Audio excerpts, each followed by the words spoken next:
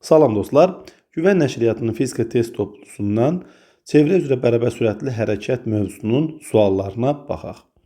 Birinci olaraq period, tezlik və bucaq sürəti ilə əlaqədar olan sualların izahına baxaq. Test A-nın birinci sualı belədir. Çevrə üzrə bərabər sürətli hərəkətdə hansı fiziki kəmiyyət vahid zamandakı dövrlərin sayı ilə təyin olunur? Bu bir tərifdir. Gəlin tərifi yadımıza salaq. Tərifdə deyilirdi ki, çevrə üzrə bərabər sürətli hərəkətdə vahid zamandakı dövrlərin sayına bərabər olan kəmiyyət tezlik adlanır. Yəni dövr etmə tezliyi. Ona görə birinci sualın doğru cavabı olar B bəndi. İkinci suala baxaq.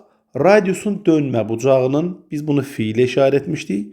Bu dönməyə sərf olunan zaman fasiləsinə, yəni t-yə nisbətinə bərabər olan kəmiyyət necə adlanır? Yəni, fi bölünsün t nəyə bərabərdir? Biz də bilirik ki, fi bölünsün t omegaya bərabərdir. Yəni, ikinci sual bizdə omeganın tərifidir. Bəs omega nə idi? Omega bizdə bucaq sürəti adlanırdı. Üçüncü suala baxaq. Hansı ifadə doğrudur? Vahid zamanda gedilən yol dövrətmə tezliyi adlanır. Xeyr, vahid zamanda gedilən yol bizdə sürət adlanırdı. Yəni, fizikada sürət adlanır. İkinci, B bəndində vahid zamandakı dövrlərin sayı period adlanır. Xeyr, vahid zamandakı dövrlərin sayı tezlik adlanırdı. Üçüncü, C bəndinə baxaq. Vahid zamandakı dövrlərin sayı tezlik adlanır. Bəli, tamamilə doğrudur. Yəni, burada C bəndidir.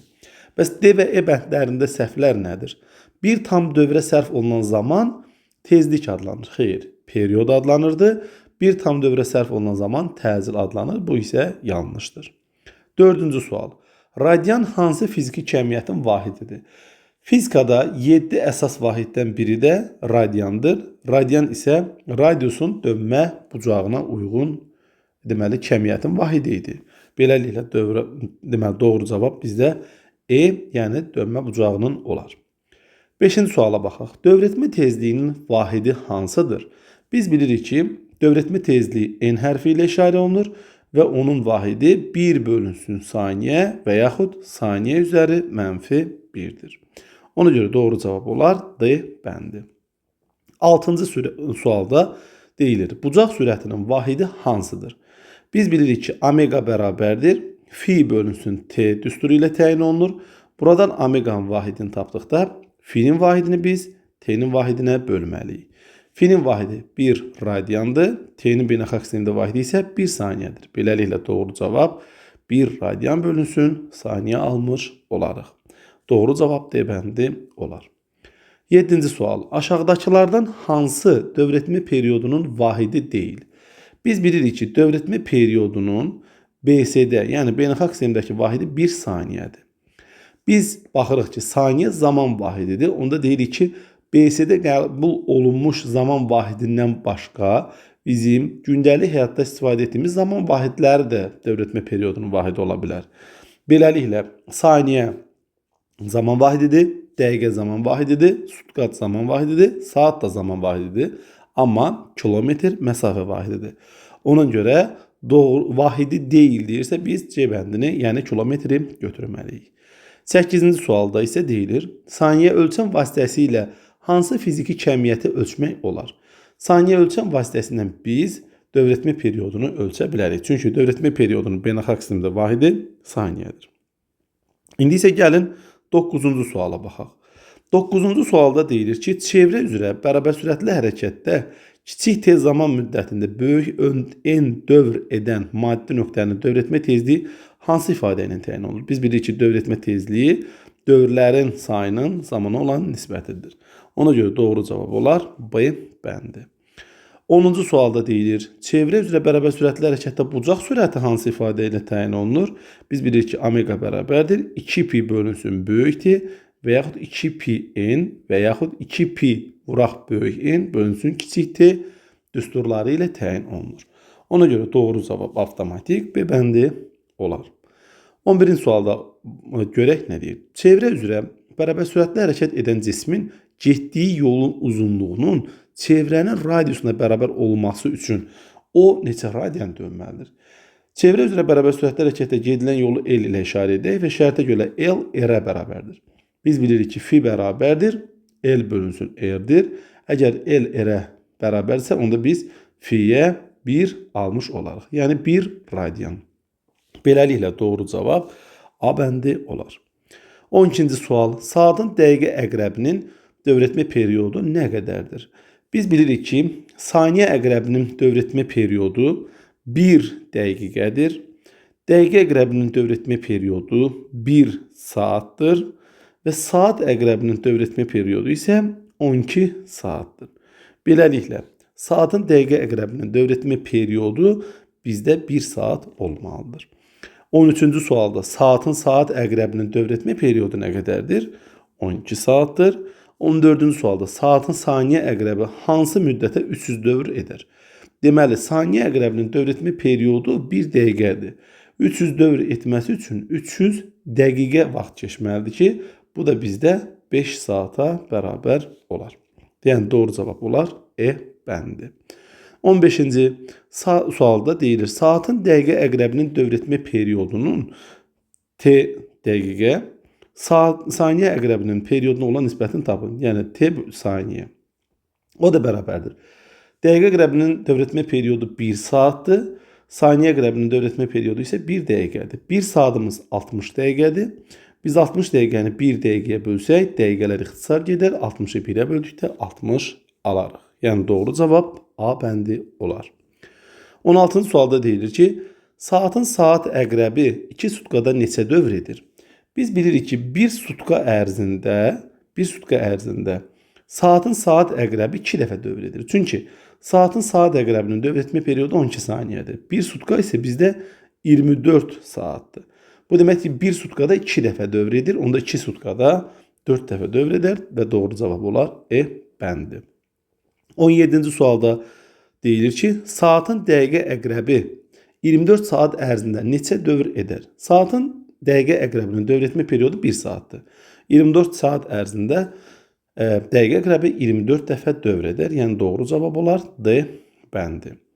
18-ci suala baxaq. Çevrə üzrə bərabər sürətli hərəkət edən maddi nöqtə 6 saniyə ərzində, dərhal yazırıq, T bərabərdir 6 saniyə, 24 dövr etmişdir. Dövrlərin sayı böyük N-lə işarə olunur. Böyük N bərabərdir 24.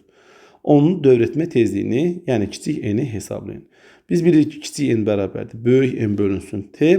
Buradan da kiçik N bərabərdir. 24 bölünsün 6 saniyə.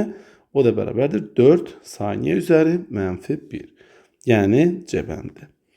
19-cu suala baxaq. 19-cu sualda deyilir ki, çevrə üzrə bərabər sürətli hərəkət edən maddi nöqtə 6 saniyə ərzində, yəni T bərabərdir 6 saniyə, 12 dövr etmişdir. Yəni, böyük N bərabərdir 12. Onun dövr etmə periodunu, yəni böyük T-ni hesablayın. Böyük T bərabərdir, kiçik T bölünsün böyük N-dir.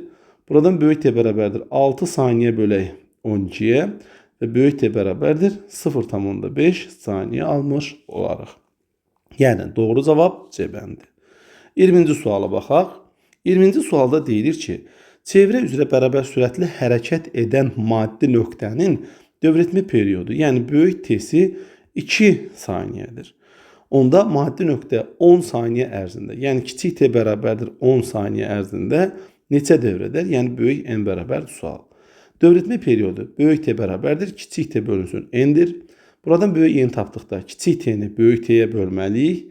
Beləliklə, dövrlərin sayı bərabərdir 10 saniyə bölək 2 saniyə və biz buradan böyük N bərabərdir 5 almış olarıq. Yəni, 5 dəfə dövr edər. Doğru cavab B bəndi. 21-ci suala baxaq. 21-ci sualda deyilir ki, çevrə üzrə bərabər sürətli hərəkət edən maddi nöqtə 3 dəqiqə ərzində, yəni zaman 3 dəqiqədir. T bərabərdir. Biz bilirik ki, beynəlxalq sistemdə zamanın vahidi saniyədir. Ona görə 3 dəqiqəni biz saniyə çevirməliyik. 1 dəqiqə 60 saniyə olduğundan 3 dəqiqə 180 saniyə deməkdir. Və 360 dövr etmişdir. Yəni, böyük N bərabərdir 360. Dövr etmə tezliyini tapın. Yəni, kiçik N bərabərdir sual. Buradan kiçik N bərabərdir böyük N bölünsün T. Kiçik N bərabərdir 360 bölək 180 saniyə. 360-ı 180-ə böldükdə biz 2 almış oluruq. Yəni, 2 saniyə üstü mənfi 1. Doğru cavab A bəndi. Sonra 22-ci suala baxaq. Çevrə üzrə bərabər sürətlə hərəkət edən maddi nöqtənin dövrətmə tezliyi, yəni kiçik n 5 saniyə üstü -1-dir. Bucaq sürətini hesablayın. Yəni omega bərabərdir sual. Biz bilirik ki, omega bərabərdir 2pi vurulsun n-dir. Buradan omeganı tapdıqda 2 vurulsun. Məsələn şərtində pi-nin qiyməti 3 verilir. Vurulsun n-ə, yəni 5-ə. Buradan da omega bərabərdir 30 saniyə radian bölünsün saniyə almış olaraq. Bağışlayın. 30 radian bölək saniyə. Yəni doğru cavab C bəndi olar. 23-cü suala baxaq. 23-cü sualda deyilir ki, sabit periyodla fırlanan, yəni böyük T bərabərdir konstant, disk 3 saniyə ərzində, kiçik T bərabərdir 3 saniyə, pi radian dönür. Yəni fi bərabərdir pi radian. Pi radian. Bucaq sürətini hesablayın. Yəni omega bərabərdir sual. Biz bilirik ki, omega bərabərdir fi bölünsün T'dir.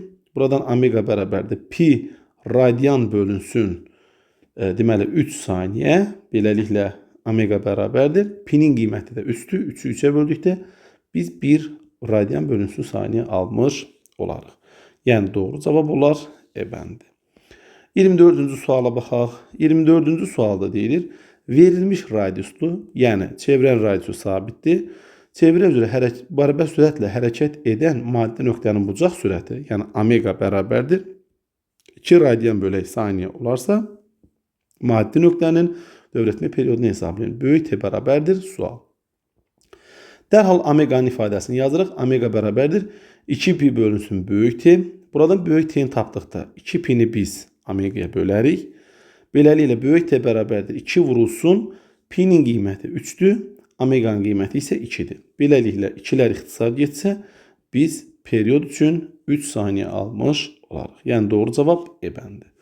25-ci suala baxaq. 25-ci sualda deyilir ki, çevrə üzrə bərabər sürətli hərəkətdə 6 saniyə ərzində 2 dövr edən maddi nöqtə. Yəni dövrlərin sayı 2'yə bərabərdir. Maddi nöqtənin bucaq sürətini hesablayın. Omega bərabər sual. Bayaq yazdığımız kimi omega bərabərdir 2pi böyük n bölünsün kiçik T'dir. Buradan omega bərabərdir 2 vurulsun. Pi-nin qiyməti 3'dür. Böyük n-in qiyməti 2'dir. T-nin qiyməti isə 6'dır. Baxırıq 2 vuraq 3 6'dir. Məxrəcdəki 6 ilə ixtisar edir və biz 2 radian bölək saniyə almış olarıq. Yəni doğru cavab A bəndi olar. 26-cı suala baxaq. Saatın 20 sm uzunluqlu dəqiqə əqrəbi. Əgər gözümüzün qabağına biz saat gətirsək görərik ki, saatın daxili çevrə formasındadır. Onda saatın əqrəbləri də uyğun olaraq deməli müxtəlif radiuslu çevrələr cızdıqları üçün orada həmin cızdığı çevrənin radiusu olmalıdır. Yəni saatın 20 sm uzunluqlu dəqiqə əqrəbi deyirsə, yəni R bərabərdir 20 sm olar. 30 dəqiqə ərzində yer dəyişməsinin modulunu tapın. Yəni S bərabərdir sual. Deməli, bir dənə gəlin biz saat çəkək. Bu tip məsələlər olduqca test imtahanlara düşür. Deyək ki, saat gecə yarıdır. Yəni 12:00-dır. Ya da 00:00-dır. 30 dəqiqə sonra dəqiqə əqrəbi gəlir hara çıxır? Dəqiqə əqrəbi gəlir 6'nın üzərinə çıxır. Beləliklə, deməli 12 yazılan nöqtədən 6 yazılan nöqtəyə əqrəb dönür. O nöqtəsi bizim çevrənin mərkəzidir. İndi bizə deyir ki, yer dəyişməsinin modulunu tapın. Baxın, bu yer dəyişmə nəyə deyilir? Başlanğıc vəziyyətlə son vəziyyəti birləşdirən parçadır. Diqqət yetirsək görərik ki, həmin bu parça, göy ilə çəkdiyim parça çevrənin diametridir. Beləliklə, S bərabərdir, yəni yer dəyişmə bərabərdir 2 vurulsun R-dir. Buradan da S bərabərdir 2 vur 20 cm. O da bərabərdir 40 cm almış olaraq. Yəni doğru cavab A bəndi. 27-ci suala baxaq. 27-ci sualda deyilir ki, çevrə üzrə bərabər sürətli hərəkət edən maddi nöqtənin dövrətmə tezliyini 4 dəfə azaltdıqda onun dövrətmə periyodu necə dəyişər? Biz bilirik ki, periyod və tezlik qarşılıqlı tərs kəmiyyətlərdir. Yəni tezlik bərabərdir 1 bölək periyod və yaxud da periyod bərabərdir 1 bölünsün tezlik. İndi tezliyi biz 4 dəfə azaldırıqsa da, onda dövrətmə periyodu 4 dəfə artmalıdır. Yəni doğru cavab olmalıdır D bəndi. Sonra 28-ci suala baxaq. 28-ci sualda deyilir ki, diskin fırlanma periyodunu 100% artırdıqda. 100% nə deməkdir? Yəni, verilmiş ədədin və ya kəmiyyətin özü qədər. Məsələn, deyək 5-dir, 5-i özü qədər artırdıq, yəni 100% artırdıq, oldu 10. Deməli, kəmiyyət neçə dəfə artır? 5-dən 10 almaq üçün 5-i 2-yə vurmalısınız. Deməli, bir kəmiyyəti 100% artırmaq, onu 2 dəfə artırmaq deməkdir. Deməli, periyodu biz, dövrətmə periyodunu 2 dəfə artırırıqsa, onda dövrətmə tezliyi periyod ilə qarşılıqlı tərs kəmiyyət olduğu üçün, deməli, 2 dəfə nə etməlidir? Azalmalıdır. Doğru cavab 2 dəfə azalar, yəni A bəndi. 29-cu suala baxaq.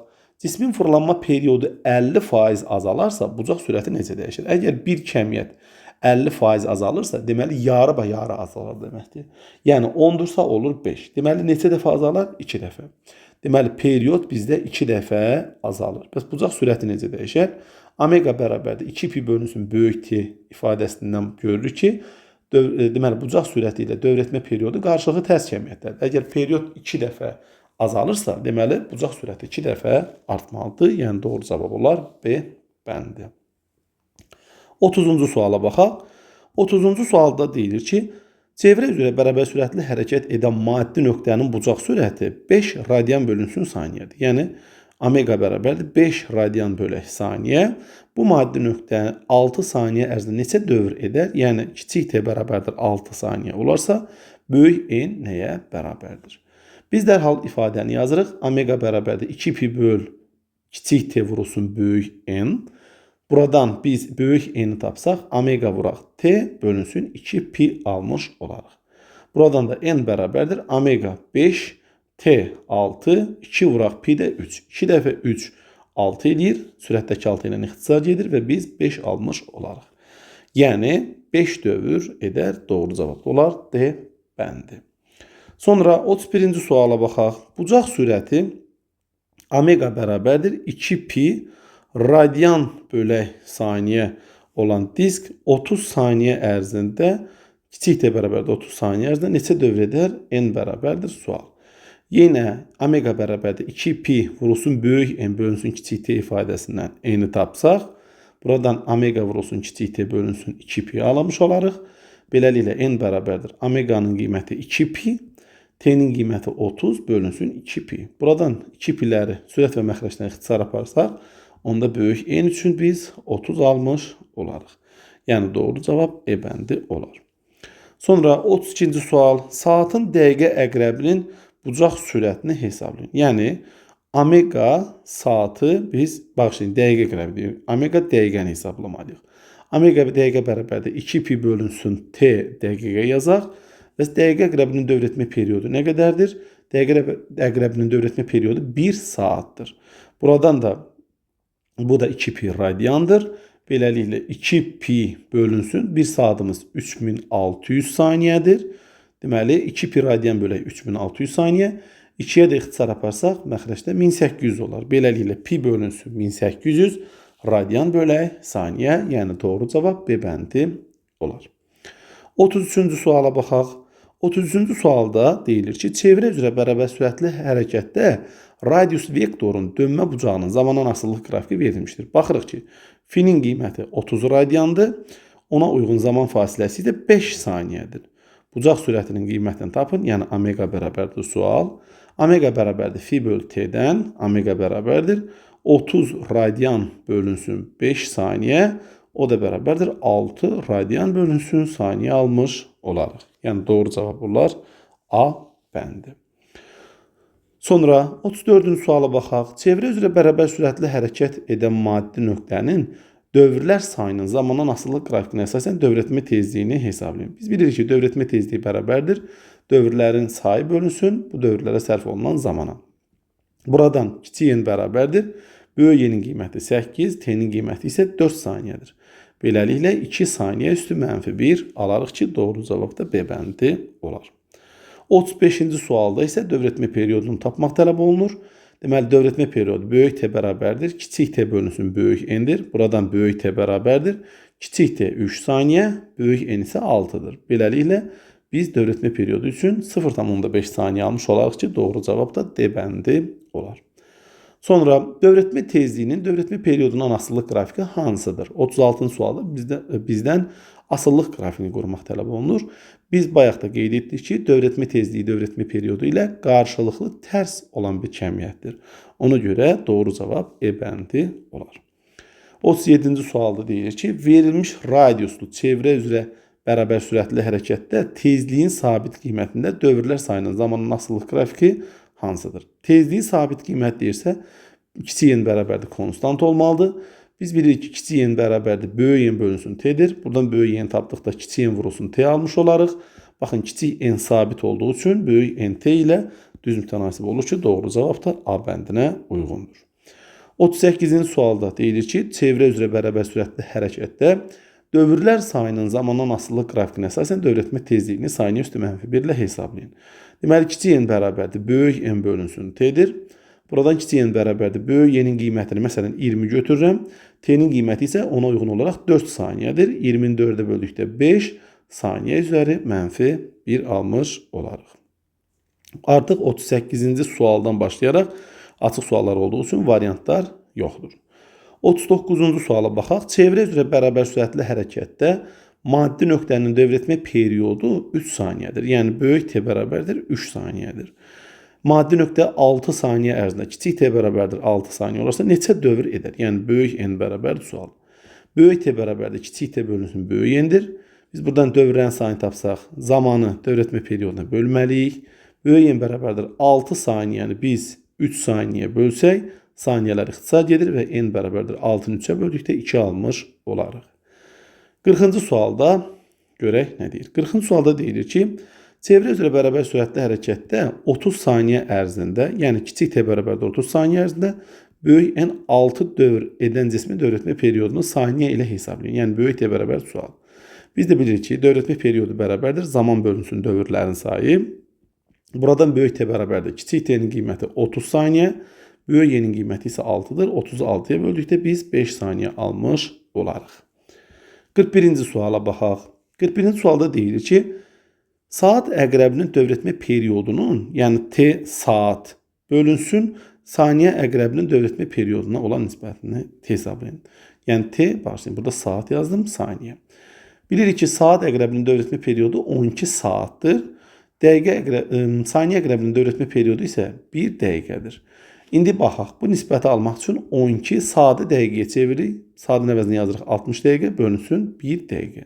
Dəqiqələr ixtisar gedir. 12 dəfə 60 bizə verir 720. 42-ci suala baxaq. 42-ci sualda deyilir ki, saatın saniyə əqrəbinin bucaq sürətinin dəqiqə əqrəbinin bucaq sürətinə nisbətini hesablayın. Yəni, omega saniyə bölək omega dəqiqə. Biz də bilirik ki, omega bərabərdir 2pi böl t'dir. Burada 2pi sabitdir. Omega t ilə tərs mütənasib asıldır. Onda biz yaza bilərik t dəqiqə bölünsün t saniyə. İndi dəqiqə əqrəbinin dövrətmə periyodu 1 saatdır. Saniyə əqrəbinin dövrətmə periyodu isə 1 dəqiqədir. Dəqiqəmiz də, bağışlayın, saatımız da 60 dəqiqə olduğundan 1 saatın əvəzinə yazıram 60 dəqiqə bölək 1 dəqiqə. Dəqiqələr ixtisar gedir və biz 60 cavabını alırıq. 43-cü sualda uyğunlaşdırmadır.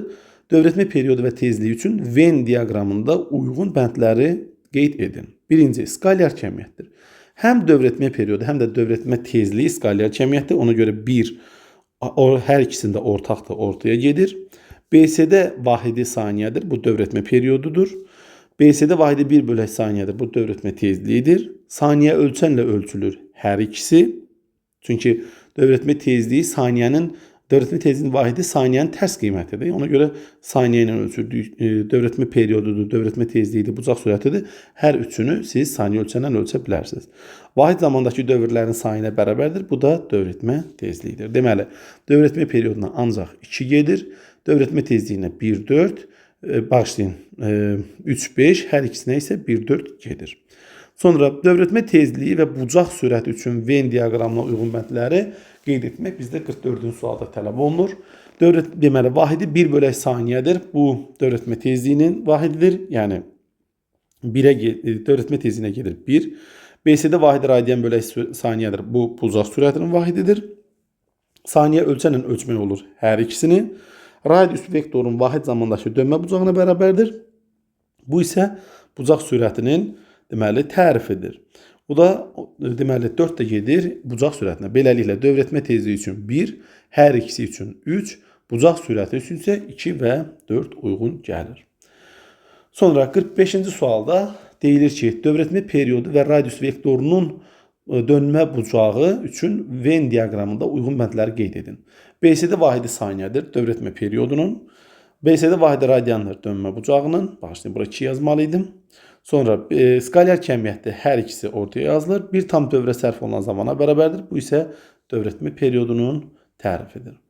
46-cı suala baxaq. Saatın dəqiqə əqrəbi nə uyğun aşağıda qeyd olunan göstəriciləri müəyyən edin. Sadə diqqət etirsək görərik ki, saat deməli 12-yə 20 dəqiqə qalıbdır. Cihazın xətasını tapdıqda 1 bölgünün yarısıdır. Burada 1 bölgünün yarısı olduğu üçün deməli neçə dənə bölgü burada var? Burada 1, gəlin baxaq, burada biraz şəkil böyüdək. 1, 2, 3, 4, 5 bölgü var.